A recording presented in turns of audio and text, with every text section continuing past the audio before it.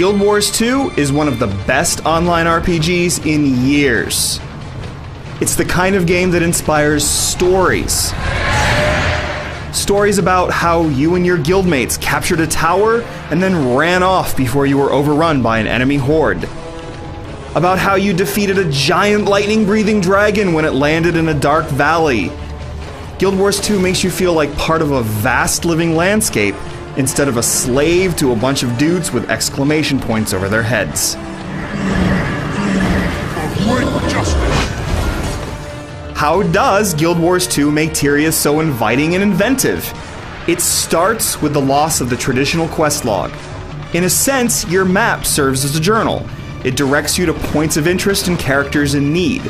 It isn't just the marked activities that have you exploring, however, but the surprises lurking on mountaintops and within hidden caves. 1 minute, you're mining iron in the high crags of a mountain, and suddenly you're stumbling upon a secret entrance or needing to escape a hidden maze. And in the case of big world events, you're encountering a big dragon and joining a legion of nearby players to vanquish it. Or a giant hand is reaching from under the earth as if a trapped golem is escaping.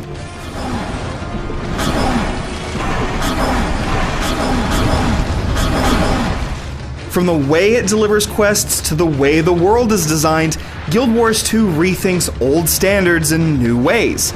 For instance, like in other MMOs, you can visit low-level areas, but here your level scales downward in such places so that your foes are an actual threat.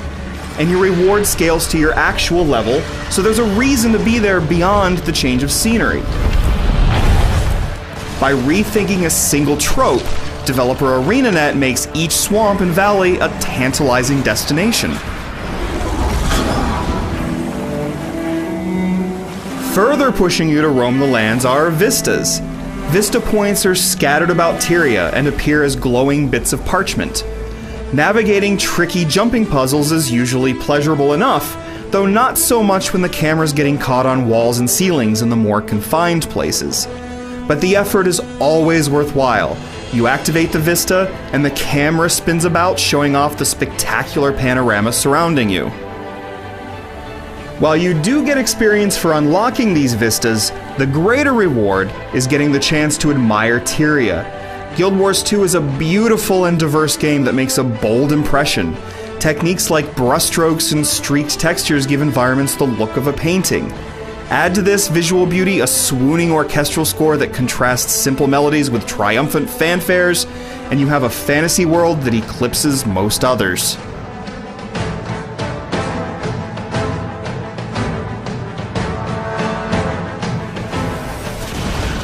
Guild Wars 2's reimagining of so many role-playing standards has a downside. The game doesn't do a great job of introducing you to its concepts, but you soon become accustomed to thinking in a new way, and can appreciate how the game respects your time and strips away the usual padding. Need to free up some inventory and deposit crafting supplies in the bank? Just do it right from your inventory screen. Want to travel across the entire continent? Just click on an unlocked waypoint and teleport there. Of course, you may also appreciate the lack of a monthly fee. You can buy certain conveniences from a real money store, such as more inventory space or armor dies, but none of these items affects your skill level compared to other players. The moment-to-moment gameplay is as impressive as everything else in Guild Wars 2. Combat and movement feel exceptionally responsive. Superficially, Guild Wars 2's combat system resembles that of other MMOs, in the sense that you have a bar of skill icons at the bottom of the screen. But there's a deeper system here than initially meets the eye. Notably, you have only 10 main skill slots. 5 are based on the particular weapons you equip, and 5 are class skills. But you also have 2 sets of weapons at any given time and can switch between them on the fly. In doing so, you access a completely different set of attacks. Skill cooldown rates are quick, and being a successful player means frequently changing sets in combat, and that, in turn, means staying consistently engaged in battle. Now, Majesty, strike down the ghost. It will repent.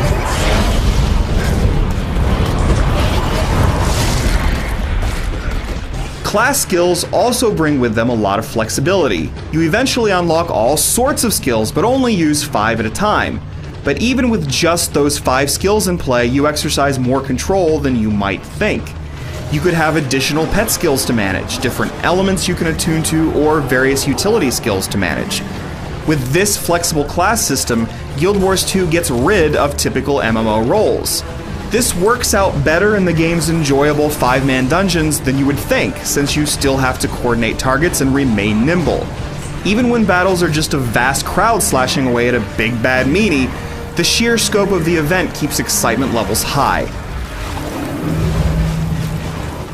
Guild Wars 2's player versus player battlefields are stupendous, particularly the world versus world warfare. In these persistent war zones, players from 3 servers vie for dominance by capturing keeps and overwhelming the enemy. The largest skirmishes are beautiful, terrifying madness with dozens if not hundreds of combatants.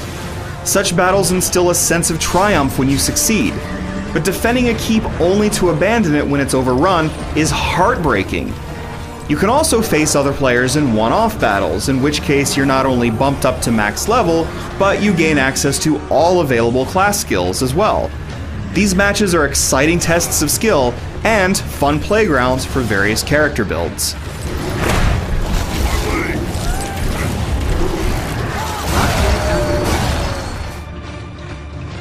While there have been some bugged events, some trading post problems, and other oddities, Guild Wars 2 has had a mostly successful launch. There's so much more that could be said about this game. The branching story paths, crafting at the Mystic Forge, the underwater combat, and that says a lot about the vastness of this online world. Tyria isn't just a place you should visit, it's the place you should call your next online home. Innocent villagers are in danger. Someone has to help. I will show the people that we can triumph, that there is still hope. This is my story.